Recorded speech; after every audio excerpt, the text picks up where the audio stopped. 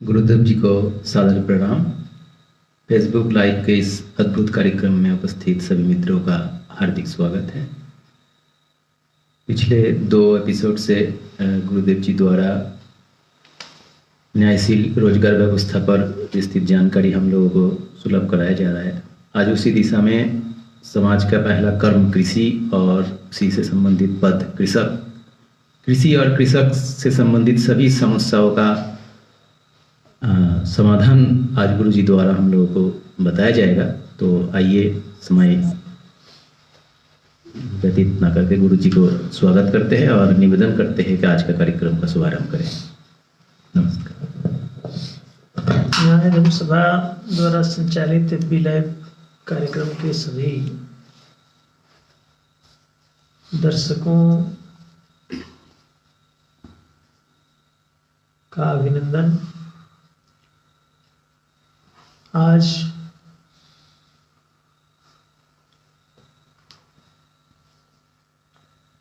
दिसंबर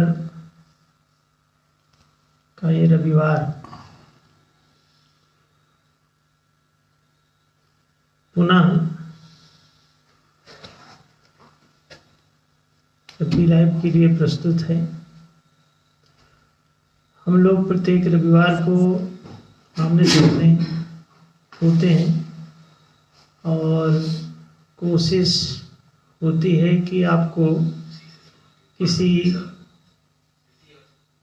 विशेष विषय पर संबोधित किया जाए। न्याय स्थापना अभियान का ये कार्यक्रम जन जन तक पहुंचे और घर घर तक जाए, समाज का कोई कोना इससे वंचित न रहे। न्याय वास्तव में समाज और राष्ट्र का धर्म है।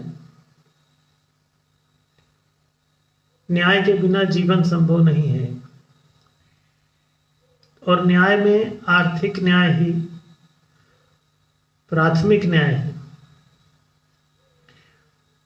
आर्थिक न्याय नहीं है तो बाकी कितना भी कि आपको मंदिर जाने की अनुमति है कि नहीं है, ऊंची खाट पर बैठने की अनुमति है कि नहीं है, समाज में बराबरी का दर्जा प्राप्त है कि नहीं है, राष्ट्र के आप नागरिक सम्माननीय हैं कि नहीं है, इन सब बातों का कोई मूल्य नहीं है।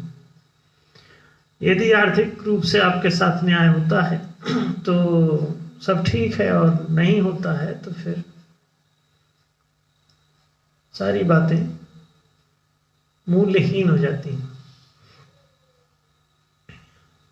आर्थिक न्याय ही वास्तव में राष्ट्रीय अथवा सामाजिक न्याय है।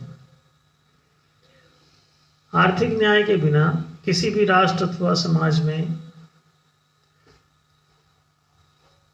न्याय की उपस्थिति प्रमाणित नहीं करी जा सकती। कचहरी से होने वाला न्याय, यदि समाज में न्यायशील अर्थव्यवस्था नहीं है अथवा राष्ट्रीय और सामाजिक आर्थिक नीतियां न्यायशील नहीं है तो वे सब बातें निरर्थक ही हैं। और आर्थिक न्याय में आर्थिक संसाधनों का समुचित वितरण ही मूल विषय है। आर्थिक संसाधन का संबंध रोजगार से है। विगत 2 हफ्तों से, 2 सप्ताह से इसी विषय पर हम लोग बात कर रहे हैं। आज ये तीसरा एपिसोड इसी विषय का रखा गया है, रोजगार के मामले पर। न्यायशील रोजगार व्यवस्था कैसी हो, इसी विषय पर। वास्तव में ये मूल बात ही यही है। चिर पुरातन काल में सनातन धर्म को वर्णाश्रम धर्म के रूप में प्रतिष्ठित किया गया था। वर्णाश्रम व्यवस्था ही शाश्वत और सनातन धर्म के नाम से जानी जाती थी। धर्म का अन्य कोई रूप नहीं था। आज हम लोग हिंदू धर्म, मुस्लिम धर्म, सिख धर्म, ईसाई धर्म, जैन धर्म, बौद्ध धर्म, पारसी धर्म, बहाई धर्म, ऐसे अनेक प्रकार के धर्मों और उपधर्मों को सैकड़ों की संख्या में सुनते, जानते, मानते, जीते चले जा रहे हैं। लेकिन वास्तव में धर्म तो मानव समाज में न्याय ही है। आरंभो न्याय युक्तो यः सधर्म इति स्मृता अन्यायस्तु अधर्मेति एतत् शिष्ट अनुशासनम्। शास्त्रीय प्रमाण भी मौजूद हैं कि न्याय ही धर्म है और अन्याय ही अधर्म है। मानव धर्म न्याय है। न्याय के बिना मानसिक संतुलन मानव का कभी बनेगा नहीं। न्याय में आर्थिक न्याय मूल विषय है और आर्थिक न्याय में रोजगार के संसाधनों का समुचित वितरण ही मुख्य मुद्दा है। आर्थिक संसाधन पीछे हम लोग चर्चा करते रहे हैं कि 4 प्रकार के होते हैं। उसमें कृषि संसाधन, वाणिज्य संसाधन और राजकोषीय संसाधन और चौथा है समाजकोषीय संसाधन। तो इसे ऐसा कह लें चाहे कि कृषि कोष, वाणिज्य कोष, राजकोष और समाजकोष, ये 4 प्रकार के कोष हैं अथवा 4 प्रकार के संसाधन हैं जिनके माध्यम से पूरा समाज अपना आर्थिक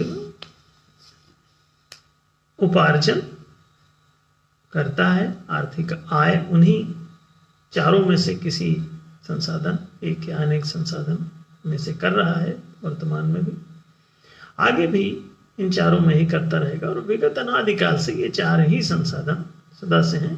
5वां संसाधन जो है वो जंगली होता है। वो पशुओं के लिए अथवा पागलों के लिए अथवा अपराधियों के लिए,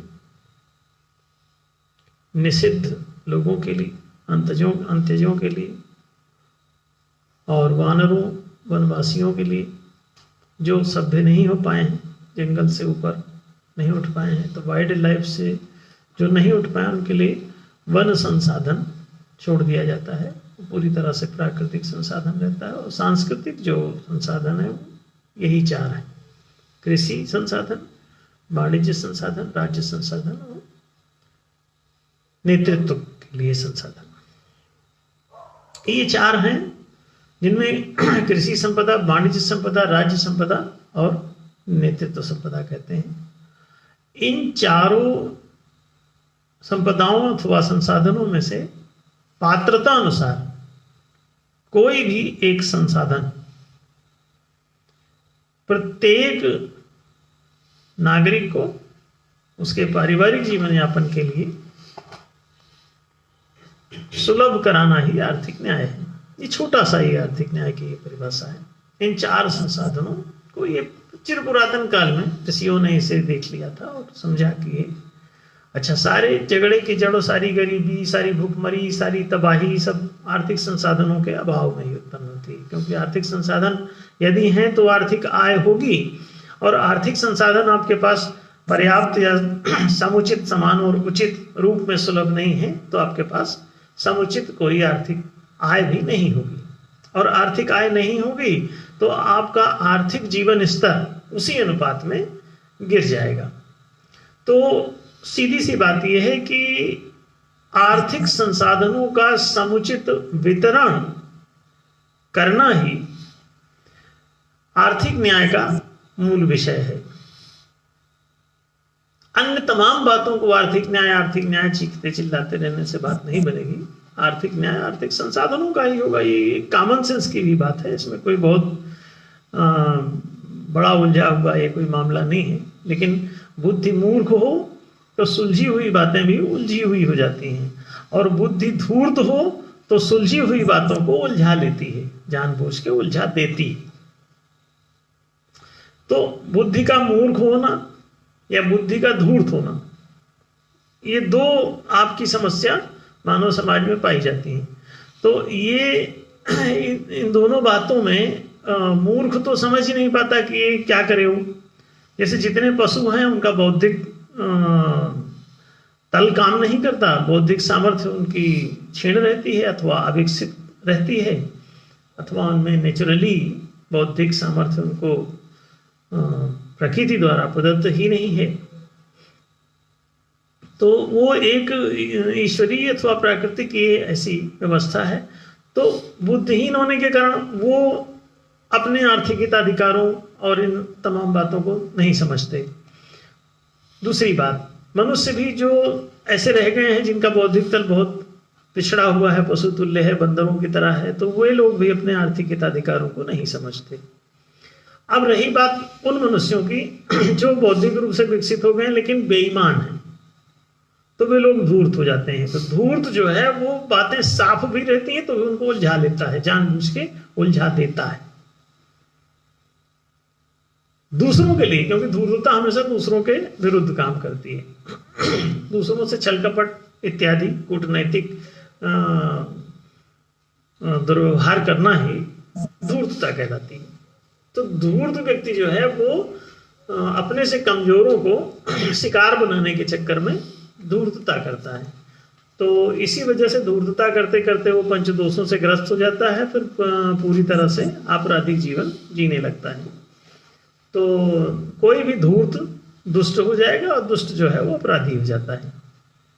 बिना मानसिक दोष के, मनोरोग के बिना कोई भी आदमी अपराध नहीं कर सकता।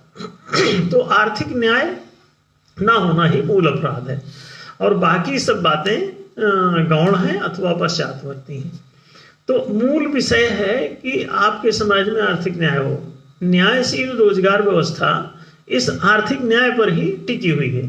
यदि आप आर्थिक न्याय को अपनाते हैं, ग्रहण करते हैं, स्वीकार करते हैं, प्रतिष्ठित करते हैं, तो आपको रोजगार की कोई समस्या नहीं होगी, आप बेरोजगारी नहीं भुगतेंगे, गरीबी और दरिद्रता जैसी परिस्थितियों का आपको सामना नहीं करना पड़ेगा, और आर्थिक संसाधन आपके पास हैं तो आप किसी भी प्रकार से दरिद्र, दुखी और दास भी नहीं होंगे। क्यों? दासता के पीछे भी गरीबी ही, दरिद्रता ही कहीं ना कहीं मूल कारण है। तो आप के पास आर्थिक संसाधन अगर हैं तो संसाधन का मालिक हो जाता है। वो दास, गुलाम, स्लेव क्यों बनेगा? आर्थिक संसाधन आपको यदि दे दिए गए तो आप किसी भी प्रकार की गुलामी से मुक्त हो जाते हो, क्योंकि जो कोई भी आपको गुलाम बनाता है वो आर्थिक संसाधन ही आपके छीन लेता है। और आर्थिक संसाधन जब आपके छीन लेता है तो आप, चूंकि रीढ़ की हड्डी है वो आपकी जिंदगी उसी पर टिकी हुई है, तो आप जो है बिल्कुल असहाय हो जाते हैं, रीढ़ विहीन हो जाते हैं। फिर वो आपको मनमर्जी से अपनी गिरफ्त में ले लेता है कि आप विवश हैं, मजबूर हैं, आप उठ भी नहीं सकते, खड़े भी नहीं सकते, तो कोई भी आपको अपनी मुट्ठी में ले सकता है। तो इस वजह से आप गुलाम हो जाते हैं। तो दासता का मूल कारण कहीं ना कहीं दरिद्रता है, और दरिद्रता का मूल कारण क्या है? संसाधनों का समुचित वितरण नहीं होना। यदि संसाधनों का, आर्थिक संसाधनों का, यानी रोजगार के संसाधनों का, अब वो चार ही होते हैं, एक सभ्य समाज में चार ही होते हैं। जंगल में अलग है, जंगल की दुनिया अलग है, वन संसाधन एक अलग चीज है, और वन संपदा जो वहां जंगल में कोई पड़ा हुआ है उसका कोई विशेष उपयोग नहीं है, ना उसमें कृषि भूमि खेती हो रही है, ना उसमें व्यापार हो रहा है, और ना ही उसमें कोई राजकीय कार्य हो रहे हैं, ना ही उसमें कोई नेतृत्व संबंधी कार्य हो रहे हैं, सामाजिक हित के कोई कार्य हो रहे हैं। तो ऐसी दशा में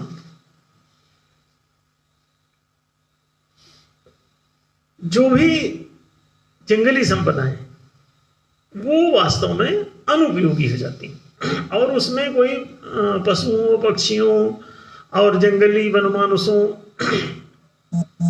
या अपराध के क्षेत्र में कोई उतर जाता है तो वो भी बीहड़ में कूद जाता है, तो वो भी उसी संपदा में घुस जाता है। अब बाहर आइए, एक सभ्य समाज में आइए, वहां पे जंगल में जैसा जीवन नहीं चलता, वहां पे खेती होने लगती है, वहाँ व्यापार होने लगता है, वहाँ पे राजकीय कार्य होने लगते हैं, वहाँ नेतृत्व संबंधी कार्य होने लगते हैं। तो अब देखिए समाज ये 4 प्रकार की गतिविधियों में लीन हो जाता है, कृषि, वाणिज्य, राज्य, नेतृत्व। तो इन चारों से संबंधित 4 प्रकार के कोष या संपदा या संसाधन बनाए गए। अब ऑटोमेटिकली ये बन ही जाएंगे और आज भी हैं ऐसे। हाँ, कब्जा कोई एक ही वर्ग विशेष किसी ने कर लिया हो तो ऐसा लगता है कि ये सब खत्म हो गए, नहीं तो 4 रहते हैं, चारों ये फॉर्मेट में ये रहेंगे। उसमें कृषि संसाधन, वाणिज्य संसाधन, राज्य संसाधन और नेतृत्व संबंधी संसाधन। तो ये 4 कर्म ही हैं, कृषि, वाणिज्य, राज्य, नेतृत्व। तो 4 पद भी इसीलिए बनते हैं और 4 संपदाएं बन जाती हैं। तो ये बात आप समझ गए कि ये संसाधनों का यदि समुचित वितरण हो जाए तो ये 4 में से कोई एक संसाधन प्रत्येक नागरिक के पास ऑटोमेटिकली न्यायशील सभ्य समाज में सुलभ रहता है, जिसकी वजह से कोई भी नागरिक दुखी नहीं होता। और जब कोई नागरिक दुखी नहीं होता तो समाज में कहीं कोई दास्ता, गुलामी जैसी परिस्थितियां नहीं होती।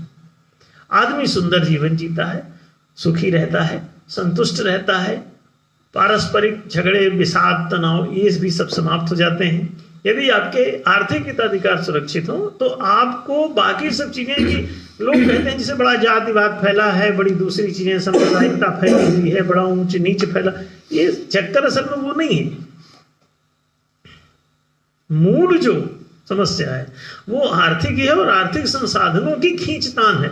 उसके लिए वो जातिवाद का बना लेते हैं, भाषावाद बना लेते हैं, रंगवाद, लिंगवाद, ये तमाम प्रकार के भेद और वाद में फंस करके वो आर्थिक संसाधनों को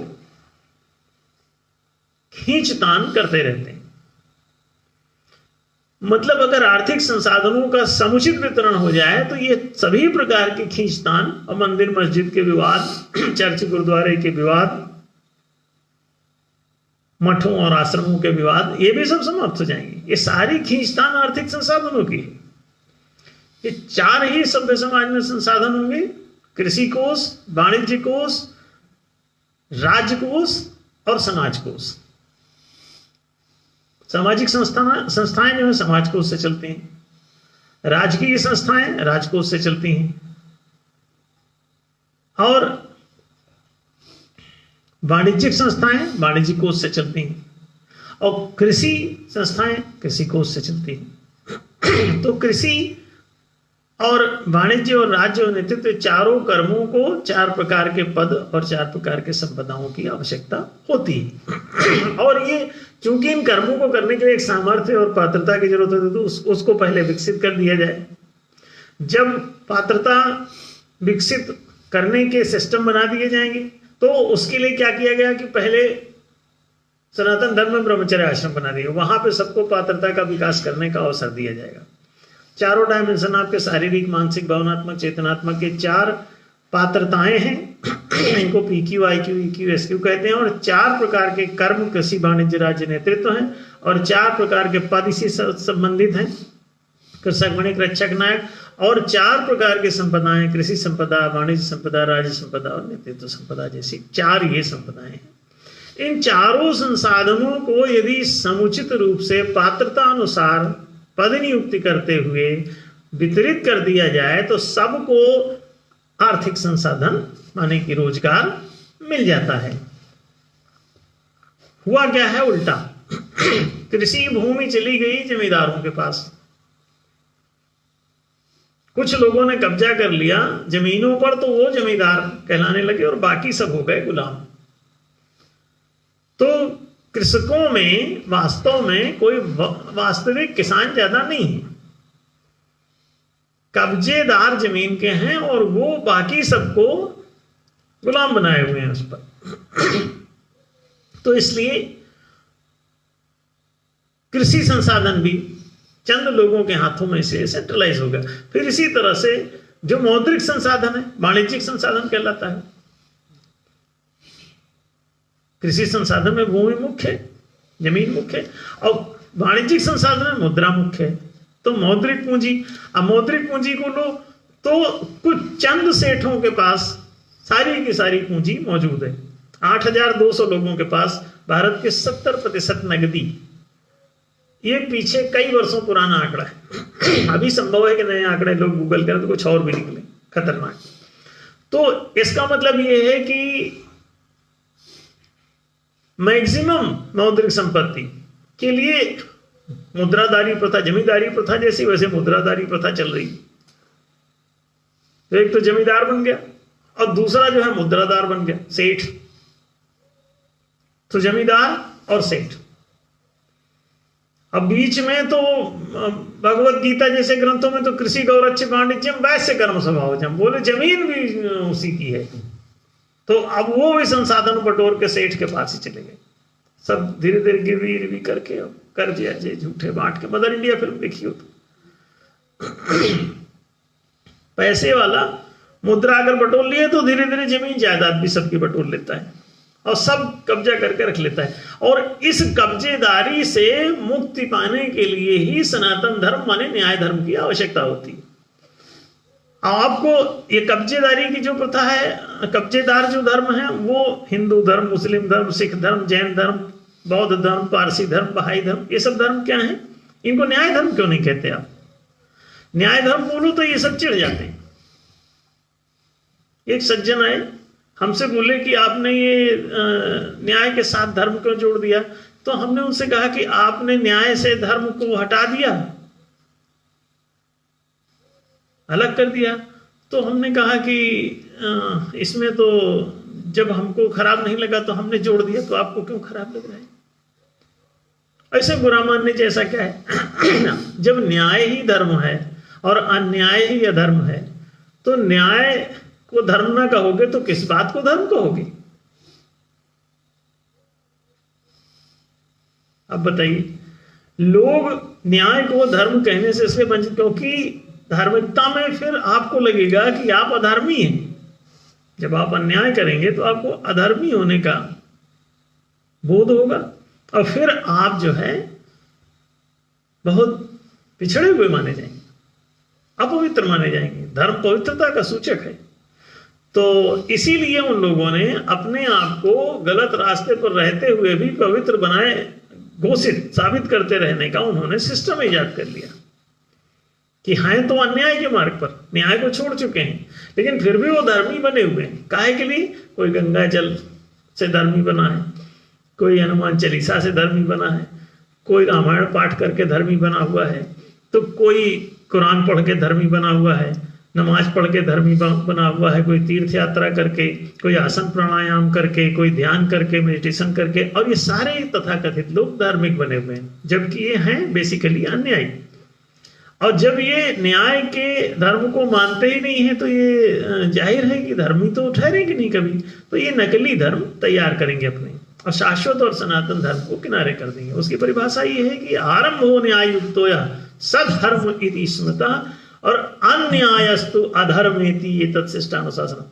अब ये भारतीय प्राचीन शास्त्र जो है वो कुछ और ही बात बता रहे हैं आपको। वो कहते हैं कि न्याय ही धर्म। अब इन्होंने नकली शास्त्र भी रच लिए हैं कई, ताकि इनकी गलत बातें शास्त्रीय भी हो जाएं। और न्याय से कैसे बचें? न्याय धर्म का प्रतिपादन ही वर्णाश्रम धर्म है। एक्चुअली 25 साल सबको पहले पात्रता का विकास और फिर ब्रह्मचर्य आश्रम, विद्यार्थी जीवन, और फिर 25 साल के बाद गृहस्थ आश्रम में कृषि, वाणिज्य, राज नेतृत्व। जैसी आपकी वरीयता क्रम विकसित हो गई, वर्ण क्रम विकसित हो गई, वैसी पात्रता के अनुसार आप पद और संपदा के मालिक बन जाइए। गृहस्थाश्रम में प्रवेश कीजिए। विवाह माने होता है रोजगार। अब कई लोग इसमें दिक्कत में पड़ते हैं। विशेष रूप से कार्यभार वहन करना ही विवाह शब्द से सिद्ध होता है। और वी धन वह धातु से बना हुआ, उसे देख लीजिए, उसी से वाहन वाहक सब बना है, वो कार्यभार वहन कर रहे हैं। अब देखिए, विवाह में अनावश्यक ही शादी, विवाह चलिए पाणी ग्रहण संस्कार है, विवाह संस्कार नहीं। तो विवाह चूंकि पाणी ग्रहण संस्कार भी विवाह संस्कार के साथ ही संपन्न होने लगा था, इसलिए धीरे धीरे लोग कंफ्यूज हो गए क्या कि विवाह माने शादी हो गया। बहुत सी बातें कंफ्यूज हैं समाज में, जैसे कि ये क्या है, जोर से बोलिए। ग्लास है। अब ये ग्लास माने क्या होता है, डिक्शनरी देखो तो कांच होता है, और हम पूछ रहे हैं स्टील के बर्तन में ये पानी रखा हुआ है, और हम पूछ रहे हैं कि ये क्या है, तो आपने बताया ये ग्लास है, जबकि ये स्टील है। अब देखिए आप कितने कंफ्यूज रहते हैं। कंफ्यूज आपको लोग ऐसे ही कंफ्यूजन में डाल के और बड़े आराम से रोजगार को पूरी तरह से आपकी मुट्ठी से निकाल लिए और चंद कब्जेदार बन गए, और इसका न्यायोचित वितरण समाप्त हो गया। और जैसे जैसे इसका न्यायोचित वितरण समाप्त होगा वैसे वैसे धर्म नष्ट होगा। जैसे जैसे धर्म नष्ट होगा तो दरिद्रता, गरीबी, भुखमरी, तबाही सब शुरू हो जाएगा। अभी एक किसी केबीसी कोई अमिताभ बच्चन जो प्रायोजित कर उसको एंकरिंग करते हैं, उसमें कोई एक कंटेस्टेंट आया हुआ था, तो उसने उससे पूछा उन्होंने कि आप जो है 600 रुपये लेके शहर आए थे और आपने अपने आप को जैसे तैसे स्टेब्लिश करने के लिए शहर में कोशिश किया, अब आप केबीसी में आए हैं और आपने 6 लाख रुपए जीत लिए हैं अब तक, तो आपको कैसा लग रहा है? तो उसने कहा कि बहुत अच्छा लग रहा है। तो उन्होंने कहा कि कितना अच्छा लग रहा है, कैसे अच्छा लग रहा है? तो उसने बताया कि देखिए हम तो गांव में किसान के बच्चे हैं और हमारे यहाँ तो दाल चावल तो घर में होता है लेकिन पैसा नहीं होता। दाल चावल तो होता है, खाने को मिल जाता है, लेकिन पैसा खर्च करने को नहीं होता। तो हमारे लिए 6 लाख रुपए, उसने कहा बड़ी बात है, इसलिए ये मेरे लिए तो बहुत बड़ी खुशी है। तो वो इसको उसने एक्सप्लेन किया, फिर कई बातें उसने बताई कि किस तरह से वो लोग नंगे पांव चलते थे और बोले हमको उस समय कोई इसका आत्मग्लानि भी नहीं लगती थी, कोई ऐसी फीलिंग भी नहीं थी, क्योंकि सारे ही लोग नंगे पांव चल रहे। अब डामर की सड़क पे जब स्कूल से बोले आते जाते लौटते हुए आते थे तो दोपहर को तो उछल उछल के चलते हुए चलना पड़ता था, क्योंकि नंगे पांव वो जो है पूरी गर्म हो जाती है। तो सभी लोग उछलते हुए आते थे और वो बोले मुझे सीन अभी सब याद आता है। तो बड़ा अच्छा फील हो रहा है कि 6 लाख रुपए बहुत होते हैं। किसान के यहाँ दाल चावल तो होता है लेकिन पैसा नहीं होता है। अब हम बात कर रहे हैं आज इसी किसान की। पहला जो है, अब ये 4 एपिसोड में हम लोग बात करेंगे, इस एपिसोड में केवल किसान के मुद्दे पर हम बात करेंगे कि किसान का रोजगार आखिर कहां चला गया और उसका रोजगार इतना कमजोर कैसे हो गया कि उसके घर में दाल चावल मात्र उपलब्ध हो जाता है, या दाल रोटी उपलब्ध हो जाती है, या आलू रोटी उपलब्ध हो जाता है, लेकिन खर्च के लिए पैसा उपलब्ध नहीं होता। आखिर क्या चक्कर है? आज अभी इसीलिए कोई समर्थन मूल्य, न्यूनतम समर्थन मूल्य एमएसपी की बात मांग कर रहे हैं लोग। किसान इस समय आंदोलन पर हैं, बड़ा पंजाब हरियाणा के सारे किसान एकदम एमएसपी की मांग कर रहे हैं, और सरकार ने कोई 3 कानून बनाए हैं, तो उन तीनों कानूनों को वापस लेने की बात चल रही है, वो उसका मांग कर रहे हैं। सरकार चाहती है कि सब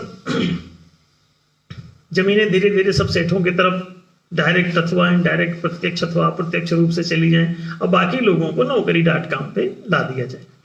तो माने स्लेवरी वापस कैसे आए, जो अंग्रेजों के टाइम पर या अंग्रेजों से पहले या मुगलों के टाइम या मुगलों से भी पहले जो भी थी, या आज भी तमाम देशों में किसी न किसी रूप में मौजूद है, प्रत्यक्ष अथवा अप्रत्यक्ष रूप से। अप्रत्यक्ष कैसे कि आपका जैसे हाथ पांव तो बांधे नहीं है, लेकिन फिर भी आपको हाथ पांव बंधे जैसी स्थिति में ला दिए, संसाधन खींच के उन्होंने अपने कब्जे में कर लिया कानूनन, और फिर आप संसाधनहीन हो गए। अब आप गिड़गिड़ाते हुए नौकरी डॉट कॉम पे पहुंचे, अप्लाई कीजिए, इंटरव्यू दीजिए, फेस कीजिए, और चूंकि ऐसे लोगों को बहुतायत में अगर संसाधन विहीन बना दिया जाए तो ये सनातन धर्म का उल्लंघन है, गृहस्थाश्रम का उल्लंघन है। और ये चारों वर्ण के लिए जो चारों व्यवस्था दी गई थी उसका उल्लंघन है। वर्ण को भी इन्होंने तो जाति में कन्वर्ट कर लिया, अब वर्ण तो रहा नहीं। तो कृषक, वणिक, रक्षक, नायक ये चारों अब न पद बचे हैं, न इनकी संपदा बची है और न कोई वर्ण बचा है। कुछ चंद कब्जेदारों के कब्जे में सारी चीजें हैं, चारों संसाधन हैं इनफैक्ट। और वो बाकी सारी प्रजा को धीरे धीरे धीरे धीरे जिनके पास जरा भी कुछ है तो उसको भी खींच रहे हैं। अभी से कोरोना में सब लॉकडाउन करके सबको कमरे में बंद कर दिया गया। ये महामारी और महायुद्ध के द्वारा आपके संसाधनों को समाप्त किया जाता है नीचे के लोगों के, और ये सारे संसाधन आप उसको व्यय करके खर्च कर डालते हैं और खर्च करके वो चला जाता है कहाँ, जो जिससे आप खरीदते रहते हैं। तो वो मतलब सेठों के पास चला जाता है। आपने खाना पीना जीने की सामग्री खरीदी, उन्होंने आपको दी और आपके संसाधन सब ले लिए। क्यों? अब आय बंद है तो आप संसाधन से खाएंगे, माने पूंजी से खाएंगे। अगर इनकम नहीं है तो कैपिटल खाएंगे, जाहिर है। और सालों के लिए महामारी और महायुद्ध में ऐसे लॉकडाउन जैसी स्थिति हो जाती है। इनफैक्ट वो लॉकअप है, लॉकडाउन वो बोलते हैं। अंदर से कोई बाहर ना जा सके, इसे कहते हैं लॉकअप। और बाहर से कोई अंदर ना आ सके, इसे कहते हैं लॉकडाउन। तो अभी तो अंदर से बाहर नहीं जाने दे रहे हैं, तो इसका मतलब लॉकअप है। तो अभी सिस्टम बिगड़ा हुआ। अच्छा, जब आप लॉकअप में हैं, घर के अंदर हैं, तो आप क्या करेंगे? आप अंदर का ही खाएंगे। आप कमा तो पाएंगे नहीं, कमाने के लिए आपको इधर उधर होना पड़ेगा। तो आप कमा नहीं पाएंगे तो आप पूंजी को समाप्त करेंगे। और जब बाहर पूंजी समाप्त हो जाती है तो युद्ध समाप्त हो जाते हैं, महामारी समाप्त हो जाती है, और ये अपने आप हो जाता है। महायुद्ध भी अपने आप समाप्त हो जाया करते हैं। जब महायुद्ध शुरू होता है तो ये खत्म क्यों होता है? कभी सोचा आपने? ये चंद दिनों बाद महायुद्ध समाप्त हो जाते हैं, महामारी समाप्त हो जाती है और आप नौकरी.com पे आ जाते हैं। कैसे? कि आपके संसाधन सब समाप्त कर दिए जाते हैं। अब उस संसाधन वालों के पास संसाधन चले, क्योंकि संसाधन शाश्वत है, सनातन है, तो वो जाएंगे कहां? इसका मतलब समाप्त हुए नहीं, कहीं शिफ्ट हो गए हैं। तो संसाधन समाप्त नहीं होते, संसाधन आपके शिफ्ट करने के लिए महायुद्ध छेड़े जाते हैं। विश्व युद्ध, विश्वमारी, यानी महायुद्ध, महामारी। तो ये महायुद्ध और महामारी जैसी समस्याएं ये मतलब एक प्रायोजित कार्यक्रम होते हैं ऊपर के लोगों के सोचे समझे, और उसको वो चलाया करते हैं ताकि ये बड़े आराम से उसको आपकी कैपिटल को सबको समाप्त कर दें। आप देखें द्वितीय विश्व युद्ध में क्या हुआ था, प्रथम विश्व युद्ध में क्या हुआ था, इस पे जब आप गौर फरमाएंगे तो पाएंगे कि उसके बाद बड़ी भूखमरी, तंगहाली ऐसी स्थिति आ जाया करती है। क्यों आ जाती है? क्योंकि सब लोग संसाधन विहीन हो गए। अच्छा, और श्रम, बहुत बड़ी मात्रा में श्रमिक खड़े हैं, तो सस्ते से सस्ता श्रम उपलब्ध हो जाता है। क्योंकि जिस वस्तु की अतिरिक्तता बाजार में हो जाती है तो श्रमिक अतिरिक्त हो गए, क्योंकि संसाधन समाप्त है। तो अब अपना तो रोजगार रहा नहीं, अब रोजगार ढूंढने जाएंगे तो भीड़ लगा दी आप सबने मिलकर, जिनके जिनके संसाधन समाप्त हो गए। तो वो सब भीड़ लगाते हैं तो रोजगार सस्ता हो जाता है, श्रमिक का मूल्य गिर जाता है। तो जब श्रमिक का मूल्य गिर जाता है तो मेहनत तो करते हैं, लेकिन फिर भी भुखमरी नहीं मिटा पाते, गरीबी नहीं मिटा पाते। और हजारों सालों से इसी तरह आप काम तो करते हैं, किसान काम तो करता है, और बनिया काम तो करता है, और राज कर्मचारी काम तो करता है, और कई नेता भी काम तो करते हैं। राजनीतिक पार्टी में बहुत सारे कार्यकर्ता हैं, बहुत काम करते हैं, लेकिन गरीबी नहीं मिटा पा रहे। राजनीतिक कार्यकर्ता अपनी गरीबी नहीं मिटा पा रहा, क्योंकि राजनेता लोग क्या करते हैं, जैसे कि राजनीतिक दल, कोई आपको सिर्फ कहता है लड्डू ले लो और उनके उसका प्रचार करो, कोई कहता है कि कुछ पैसे ले लो, कोई साड़ी आपको दे देगा, कोई कपड़ा दे देगा, और कोई ऐसे खाने पे आपको चला रहा है। तो आपको वो इतने सस्ते में ले लेते हैं क्योंकि आप चारों तरफ खाली हैं। राजनीतिक दलों के भी आप कार्यकर्ता इसलिए बन जाते हैं क्योंकि आप खाली, करें क्या? तो आप चले कार्यकर्ता बनने, सस्ते कार्यकर्ता। अब आपको अगर वो पूरी सब्जी का भी अगर प्रॉमिस कर दे, तब भी आप कार्यकर्ता डंडा झंडा लिए उसका घूमेंगे। और हर पार्टी का। तो वो देखें, राजनैतिक कार्यकर्ता, राजकीय कार्यकर्ता माने राज कर्मचारी, और वाणिज्यिक कर्मचारी, और कृषि कर्मचारी, मतलब कृषि कर्मी, वाणिज्य कर्मी, राज्य कर्मी, नेतृत्व कर्मी, ये चारों कर्मियों को उन कब्जेदारों के अधीन स्लेव बनना पड़ता है, गुलाम बनना पड़ता है। इनकी जो आर्थिक संसाधनों की मिल्कियत है वो कब्जेदारों के पास शिफ्ट हो जाती है। तो इजीली वो इन चारों वर्गों को ही गुलाम बना लेते हैं। तो किसान के घर में दाल चावल तो होता है, मेहनत करता है, दाल चावल तक जा पाता है, कपड़े उसके खराब रहते हैं, शरीर तो पुष्ट हो जाता है उसका, भैंस दूध दे देती है क्योंकि घास चरती है और घास यहां वहां मिल जाती है, तो दूध तो पी लेता है, बल्ले निकल आते हैं, लेकिन कपड़े उसके फटे हाल रहते हैं। गांव में लोग शारीरिक रूप से तो कई हृष्ट पुष्ट दिख जाते हैं, लेकिन उनके कपड़े खराब हैं, उनका मकान खराब है, अधिकांश मकान कच्चे, ईंट लगाने की हिम्मत नहीं, सीमेंट लगाने की हिम्मत नहीं, फर्स्ट लगाने की हिम्मत नहीं। तो सरकार फिर 1,20,000 रुपए देती, कहती घर बना लो भैया अपना एक कमरा 10 बाई 20-24 का। अब उतना बड़ा घर होता है, अरे तो उतने बड़े बड़े तो टॉयलेट है उससे ज्यादा कब्जेदारों के घरों में। अब तुम पूरी जिंदगी उसका निर्वाह करने के लिए घर दे रहे हो, 12,000 रुपए में टॉयलेट, 12,000 रुपए में तो टोटी नल का भी फिट नहीं होता। 12,000 रुपए में तो बाथरूम का टोटी नल का भी ठीक से फिट नहीं हो पाता, अगर कुछ अच्छे ढंग का लगा लो तो ये 12,000 में बाथरूम किसको मुर्गा बना रहे हो?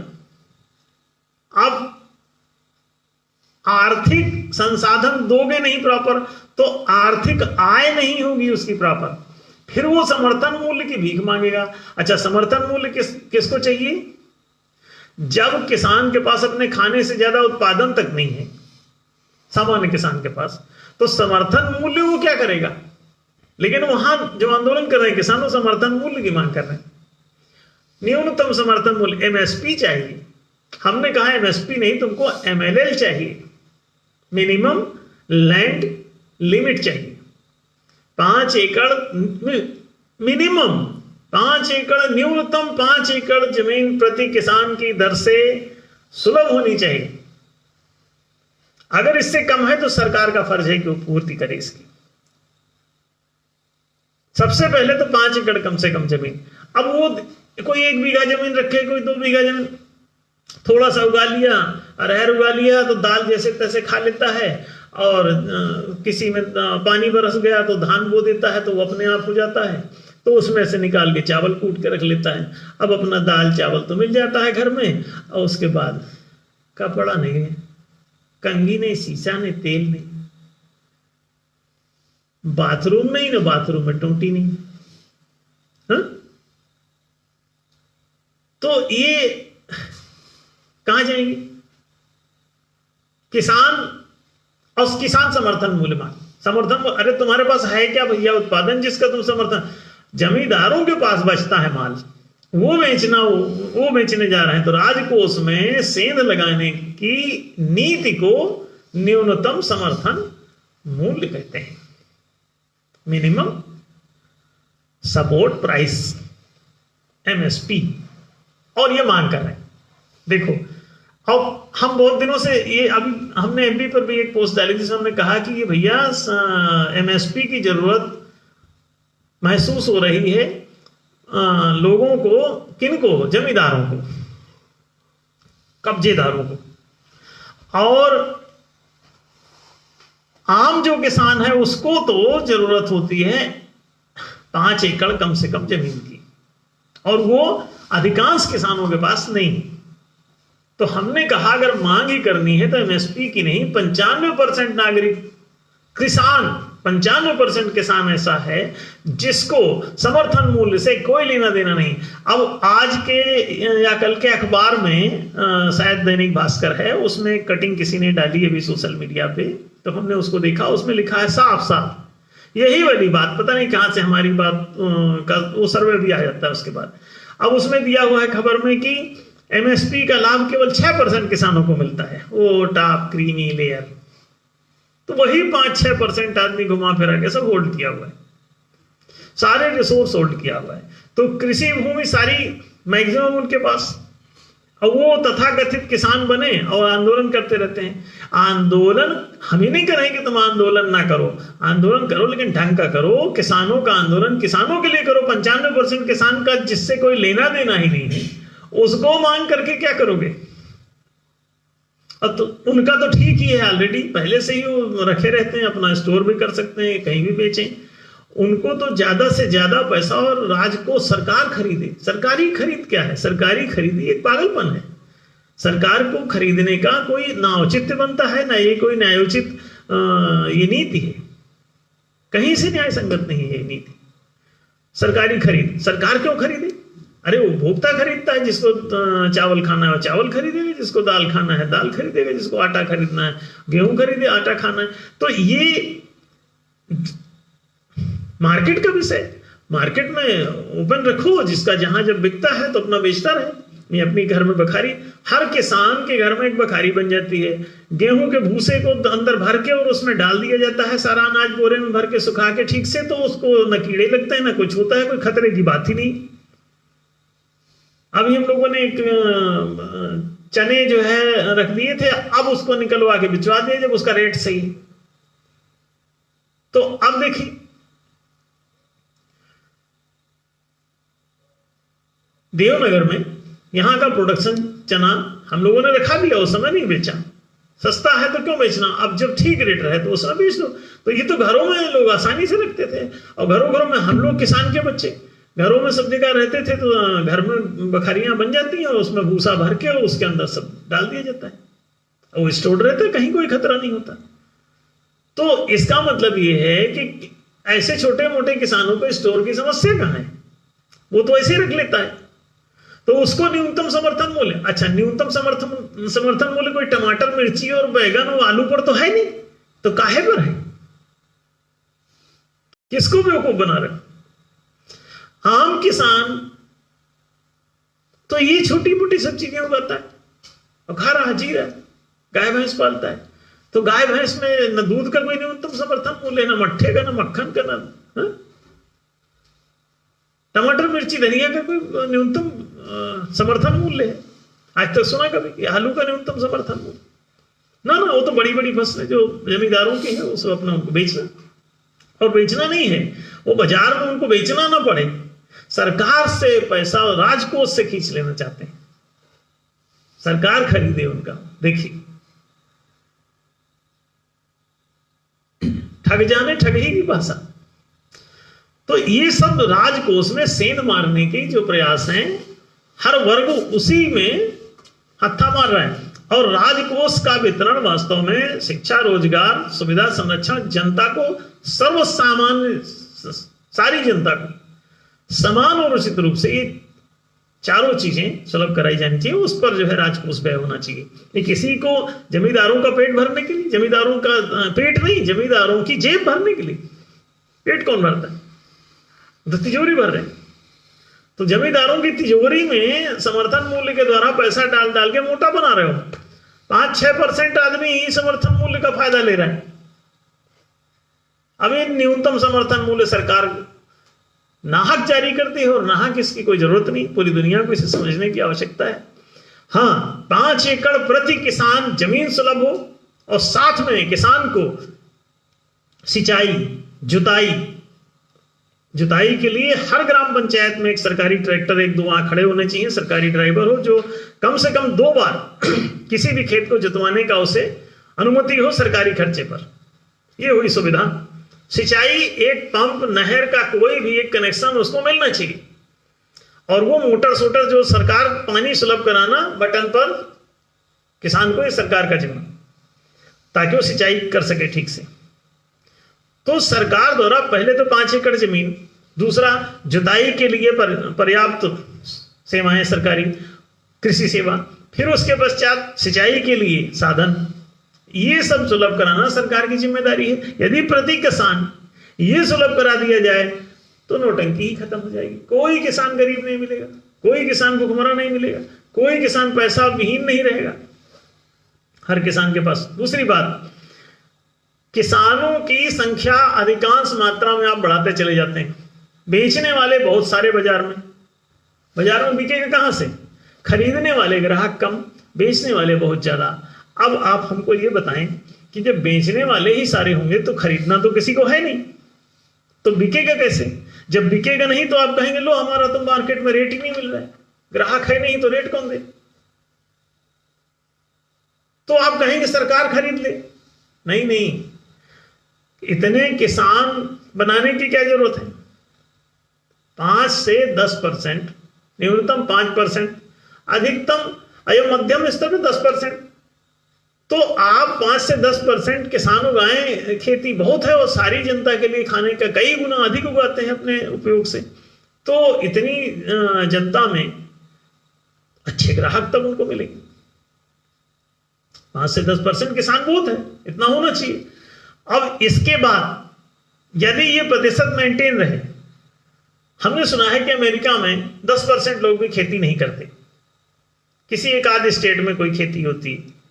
अब आप देखिए, कम से कम खेती जब होगी, कम से कम जनसंख्या लोग उसमें रहे, तो उसको अपने आप ही बेचने वाले कम होंगे, खरीदने वालों की संख्या बाजार में बहुत होगी, तो पर्याप्त रेट मिलेगा।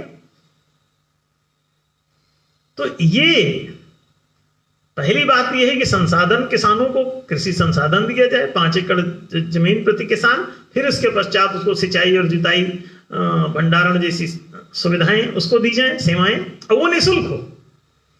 अगर आप पंप का पैसा मांगते हैं, बिजली का पैसा मांगते हैं, किसान कुछ नहीं, जब वो पैसे की पकड़ ही नहीं है उसकी, दाल चावल तो होता है लेकिन पैसा खर्च के लिए नहीं होता, उससे करो बिजली का बिल दे, कहां से देगा? क्यों दे बिजली का बिल? आप लगाइए वहां पंप, उसको लगा के दीजिए और वो अपना सिंचाई करे खेती। बिजली का बिल क्यों? अब बिजली तो मुफ्त में बनती है, उसमें पैसा कहां लगता है? तो किस बात का पैसा चाहिए? बिजली एक बार डैम बन गया, ग्रिड लग गई सरकारी पैसे से, अब वो चल रही है, चलती फ्री में है, सरकारी कर्मचारी लगे हैं तो राजकोष से वेतन जाता है, ग्रिड से पैसा वसूलने की जरूरत है? तो सारी बिजली फ्री होनी चाहिए, और घरेलू बिजली तक भी फ्री होनी चाहिए, एक निश्चित सीमा तक सबको फ्री कर दो। किसानों के लिए भी सबको निश्चित सीमा तक सब फ्री रखो कि 5 एकड़ तक की सिंचाई के लिए फ्री है न्यूनतम। तो ये किसानों की जो मौलिक समस्या है वो आर्थिक संसाधनों की है, कृषि संसाधनों की है। जब उसको प्रॉपर कृषि संसाधन मिलेंगे तो वो गरीब नहीं रहेगा। उसको सही मायने में सबसे पहले 5 एकड़ जमीन की एक, अच्छा ये आहस्तांतर नहीं होना चाहिए, ये आहस्तांतर नहीं होना चाहिए, और किसान से किसी प्रकार का टैक्स वैक्स का चक्कर मौद्रिक रूप से नहीं होना चाहिए। जो उत्पादन होता है, यदि 3 बोरा गेहूं होता है तो इन तमाम सेवाएं सुविधाएं जो सरकार दे, उसके बदले में 3 में से 1/3 राजस्व जो है की नीति होनी चाहिए, और अगर उसके पास 3 कुंतल धान हुआ है तो 1 कुंतल सरकार के राजस्व में जमा कर दे, और 2 कुंतल जो है वो अपने पास रखें। एक उसकी जमीन आदि के लिए जो उसमें लागत, पूंजी लागत जो लगा रखा है, और दूसरी जो है जो उसने श्रम किया है, तो पूंजी श्रम दोनों किसान ने लगा रखा है, तो उसको वो 66% को अपने पास लीजिए, 33% सरकार के राजकोष में जमा कर दे, और उसके बदले में सरकार 4 अधिकार दे। उसके बच्चों को निःशुल्क शिक्षा, युवकों को रोजगार, उसके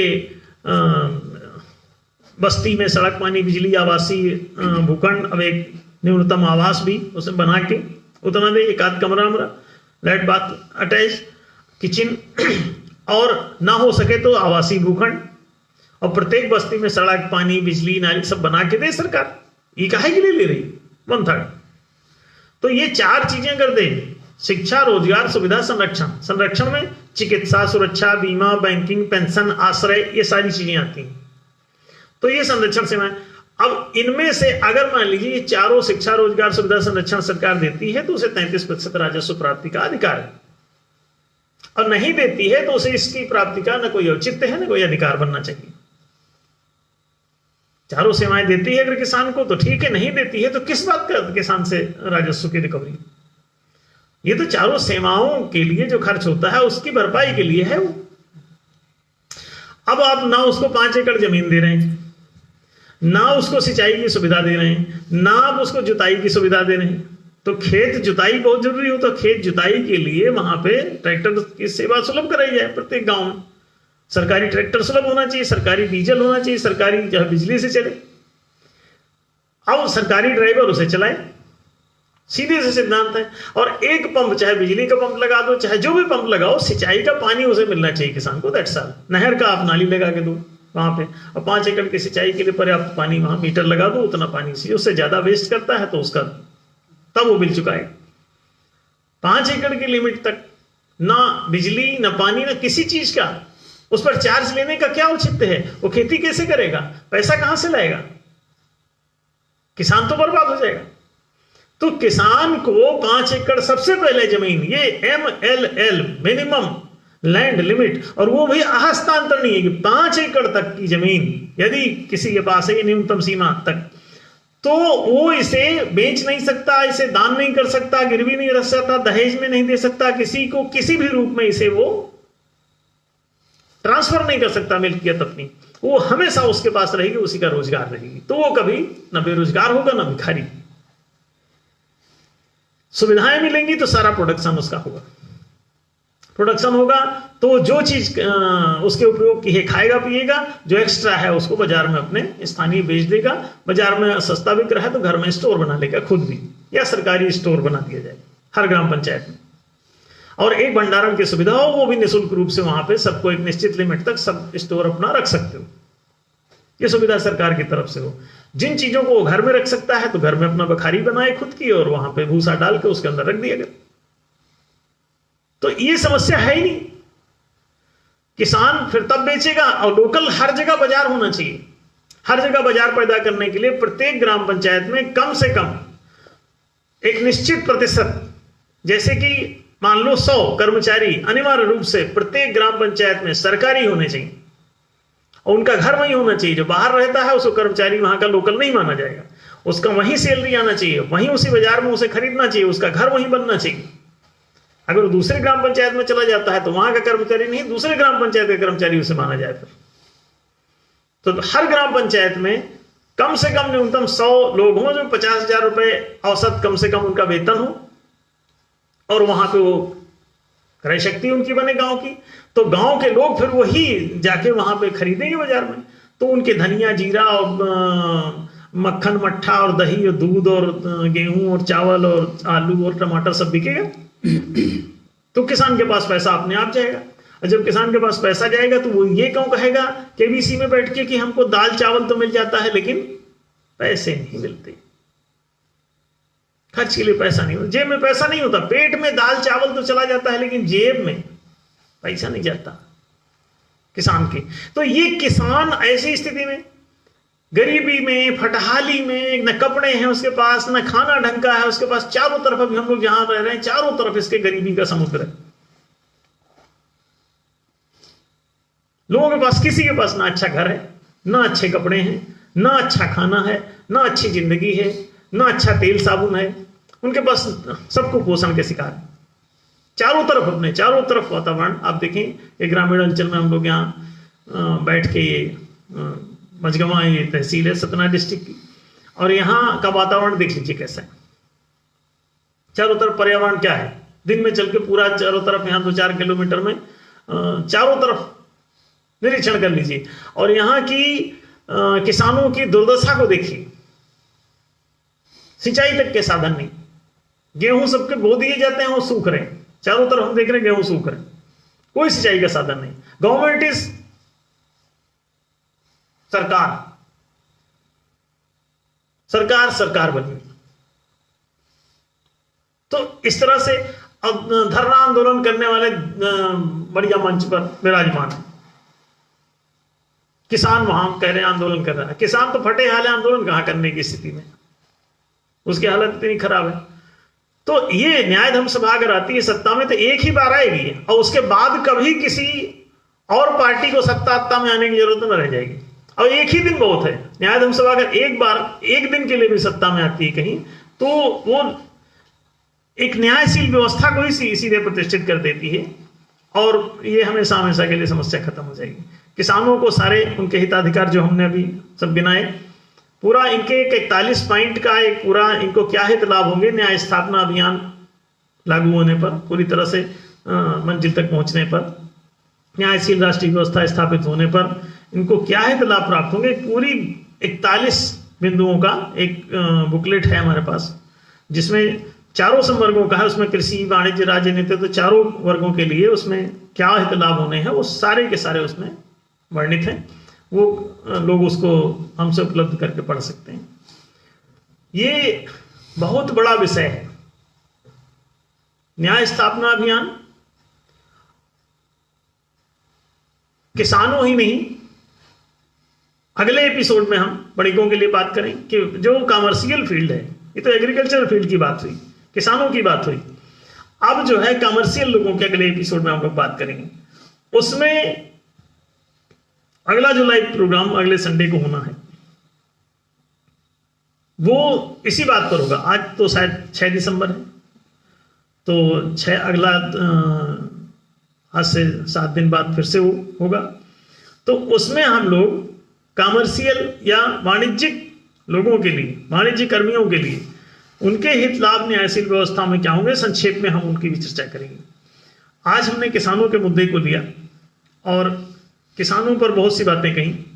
आपको एमएसपी की नहीं, अभी जो मांग चल रही है उनकी किसानों की, वो एमएसपी और दिस इज द स्टंट बाजी ऑफ 5% पीपुल। अब वो 5% लोग सभी वर्गों में घुसे हुए हैं। ये 5% आदमी ने कब्जेदारी, ये सब कब्जेदार हैं, ये लठैत हैं। और ध्यान रखो, जिसकी भैंस उसके लठैत, जहां भैंस वहीं लाठी। भाई दूध पी पी के लठैत बनते हैं, तो अब फिर लाठी से भैंस कब्जिया लेते हैं, और लाठी और भैंस तो और ज्यादा लाठी और ज्यादा लठैत। तो जिसकी लाठी उसकी भैंस तो लोग कहते हैं, लेकिन जिसकी भैंस उसका लठैत भी होता है, ये भी पूरी तरह से समझ लें। संसाधन ही भैंस है। तो ये जितने भी ये चारों प्रकार के संसाधन जिसके पास भी हैं, वो सब लठैत बने बैठे हैं, कब्जेदार बने बैठे हैं। अब वो कब्जा किए बैठे हैं, उन्हीं को एमएसपी चाहिए, उन्हीं को सब नौटंकी चाहिए। और आम जनता को, अन्ना हजारे जी बैठे हुए थे पीछे धरने पर किसानों के हित में। हमने ये चार्टर उनको भिजवाया 41 पॉइंट का। हमने कहा किसानों को तो इससे बेनिफिट होगा, उसी समय का ही बनाया हुआ था जो उनको हमने दिया। तो उसमें हमने कहा कि आप इसको जो है लागू करवाइए। ये किसानों के उसमें कह रहे थे कि भूमि का सरकार जो है अधिग्रहण क्यों कर रही है। अरे सरकार को जहां जरूरत पड़ेगी वो अधिग्रहण नहीं करे तो सड़क कहां से बनाएगी? कहीं डैम बनाना है तो सरकार अधिग्रहण करेगी, नहीं तो डैम कैसे बनेगा? सरकार को जो करना है। मूल बात यह है कि तब भी हमने कहा था कि वो जमींदारों का सिर दर्द है, वो जिसके पास अधिकांश किसान जब भूमिहीन है तो जमीन के अधिग्रहण के लिए किसान आंदोलन कर रहे थे बैठ के वहां भूखमरे कि सरकार हमारी जमीन का। अरे तुम्हारे पास जमीन है कहां भाई, तुम अधिग्रहण के लिए इतना चिल्ला रहे हो? वो तो जमींदारों के पास जमीन है, तो उनके अधिग्रहण होने तो काहे परेशान हो रहे हो? तुम सब भूखमरे लोग, सारे किसान बस आलू रोटी अथवा दाल चावल खा के और वहां जाके बैठे हो। बेचने के लिए कुछ है नहीं और न्यूनतम समर्थन मूल्य मांग रहे हो। बेचोगे क्या जब तुम्हारे पास है ही नहीं कुछ? गरीब हो, किसान गरीब है, दुनिया का सबसे ज्यादा गरीब किसान है। अब वो केबीसी अभी उसको सुन के देखी, अभी हम उसको एफबी पे अपलोड कर देंगे आज वो वीडियो। तो उसमें देखिए कि वो क्या बता रहा है किसान का बच्चा, कि किसानों के यहाँ दाल चावल तो मिल जाता है पेट भरने के लिए, लेकिन पैसा जेब भरने के लिए नहीं मिलता। तो इसलिए 6 लाख रुपए बहुत बड़ी रकम है, बहुत खुश हो रहा है जीत की। तो अब आप देखिए, ये दुर्दशा किसान की कब तक रखना चाहते हो भाई? उसके साथ न्याय करो, जस्टिस करो, उसको न्याय दो। और न्याय में सबसे पहले 5 एकड़ जमीन दो। अन्य कोई न्याय क्या होता है? 5 एकड़ जमीन का उसे अधिकार दो, फिर उसके बाद उसको सिंचाई, जुताई, बाजार, ये उसके लिए क्रिएट करो।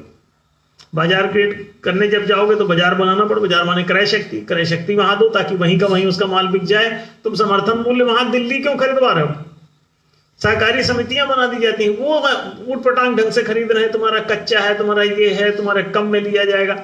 अब वो सब जो है ऊटपटांग करके और किसान का सब बटा बटा देते हैं। तो ये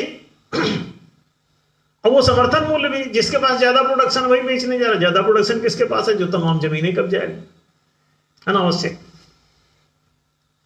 सबसे पहले MLL चाहिए, मिनिमम लैंड लिमिट। कोशिश करो कि मिनिमम लैंड लिमिट 5 एकड़ है प्रति किसान। अगर किसी के पास 5 एकड़ से कम जमीन है तो उसकी भरपाई सरकार द्वारा करी जाएगी।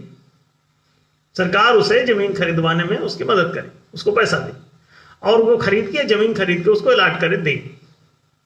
5 एकड़ सबकी सुनिश्चित करे। और अधिक किसी के पास है तो ठीक है, वो रखे रहे, मर्जी बेचे। और ये 5 एकड़ जो है ये अहस्तांतरणीय बनाई जाए, अनट्रांसफरेबल लैंड, एग्रीकल्चरल लैंड पर केवल ये नियम की जरूरत है। तो इससे क्या होगा कि कोई भी किसान गरीब होगा ही नहीं। और जब किसान गरीब नहीं होगा, माने आर्थिक संसाधन प्रॉपर दे दिए जाएं, आर्थिक सेवाएं प्रॉपर दे दी जाएं सरकारी, तो किसान की कोई समस्या ही नहीं बचती। और एक बार अगर न्याय धर्म सभा सत्ता में आती है, अब तो राजनीतिक दल के रूप में चल रही, पिछले 30 साल से हम लोग इस पे काम कर रहे हैं न्याय धर्म सभा के प्लेटफॉर्म से। अब उसको हमने राजनीतिक दल के रूप में उतारा। जब ये देखा कि सारे प्रस्ताव हमने न्याय के दिए उन लोगों को जो वर्तमान दल हैं, और उनमें से जब कोई काम नहीं कर रहा है तो हमने कहा ठीक है, राजनीतिक दल के रूप में इसे उतारो और ये करे, और एक दिन की सरकार ही बनाए, बस बहुत है। अगर पूर्ण बहुमत से आती है तो एक ही दिन की सरकार इसकी पर्याप्त है, उसी दिन पारित करो और सब किसानों को, फिर सारे व्यापार, अब चारों वर्गों का हम लेंगे 4 एपिसोड में। आज केवल हमने किसानों के मुद्दे को उठाया। आगे क्रमशः किसानों के बाद वाणिज्य कृषि कर्मियों के पश्चात वाणिज्य कर्मियों, फिर राज्य कर्मियों, फिर नेतृत्व कर्मियों, क्रमशः 4 एपिसोड लिए जाएंगे। सभी लोग इसी तरह बने रहें और ऑनलाइन 8 बजे हो जाया करें, और इसको देखें, अधिक से अधिक लोगों को शेयर करके पहुंचाएं ज़्यादा से ज़्यादा जन तक। और जितना न्याय जितना जल्दी कर लोगे उतनी जल्दी सुखी हो जाओगे और हमेशा के लिए मुक्त हो जाओगे। जितना ज़्यादा इससे बचते भागते रहोगे, बहानेबाजी करोगे, तो मूर्खों और धूर्तों के ये जो अजीब से ताल्लुकात हैं ये कायम रहेंगे और आप न्याय के बिना इससे छुटकारा नहीं प्राप्त कर सकते। मूर्खों को गुलाम बनना पड़ेगा धूर्तों का। तो ना मूर्ख रहो ना धूर्त बनो, सामान्य नागरिक बनो। और सामान्य नागरिक वो है जो न्यायप्रिय होता है, जो अपने लिए वैसा ही चाहता है जो दूसरे के लिए उपलब्ध हो। आत्मना प्रतिकूलानि परेशान न समाचरेत, यही सनातन धर्म का श्रूयताम धर्म सर्वस्वम श्रुत्वा चाप्योधार्यताम आत्मना प्रतिकूलानि परेशान न समाचरेत। जैसा तुम अपना हित चाहते हो उसी के समान दूसरे का भी हित चाहो। यही जीसस ने कहा, यही मोहम्मद ने कहा, यही कुरान कह रही, यही बाइबल कह रही, यही वैदिक ग्रंथ कह रहे हैं। तो आप इससे भाग क्यों रहे हो? ये शाश्वत तो सनातन धर्म है, हर महापुरुष यही बोलता है, इसे स्वीकार करने की जरूरत है। तो आप सभी से यही अपील है कि न्याय को प्रतिष्ठित करने में अपने पूरे तन मन धन प्राण से लग के और इसे एक बार स्थापित कर लो। हमेशा हमेशा के लिए न्याय समाज वापस आ जाएगा, सतयुग वापस आ जाएगा, गरीबी हमेशा के लिए मिट जाएगी, बेरोजगारी हमेशा के लिए मिट जाएगी, सारी समस्याएं किसानों की, व्यापारियों की, राज कर्मचारियों की और नेतृत्व कर्मचारियों के सबकी मिट जाएंगी। एक ही की नहीं, पूरा समाज स्वर्णिम हो जाएगा, सब आदमी सुखी हो जाएंगे। हर आदमी में सद्गुण और समृद्धि और सुख और स्वास्थ्य सब उसको सुलभ हो जाएगा। यही मोक्ष है, यही आजादी है, यही स्वतंत्रता है। और ये नहीं है तो किस बात की आजादी? आप आजाद नहीं, गुलाम ही बने रहेंगे न्याय के बिना। न्याय ही आजादी है और अन्याय ही गुलामी है। इन छोटे से स्लोगन्स के साथ हम आज की अपनी बात समाप्त कर रहे हैं। आप सब पूरी सजगता के साथ न्याय के लिए कमर कसे रहें, कसते रहें, दूसरों को भी कसवाते रहें और दूर दूर तक इस प्रोग्राम को पहुंचाएं। और ये सब आप ही लोगों का कार्यक्रम है, इसमें कोई किसी को न नेता बनने की चुल्लू सूझी हुई है, और ना ही अन्य कोई नौटंकी है इसमें। सीधा सीधा ये सवाल है, अपनी सरकार खुद बनाओ, महालोकतंत्र हम लोग ला रहे हैं, इसमें ना कोई पार्टी बचेगी और ना ही इसमें कोई नेता बचेगा।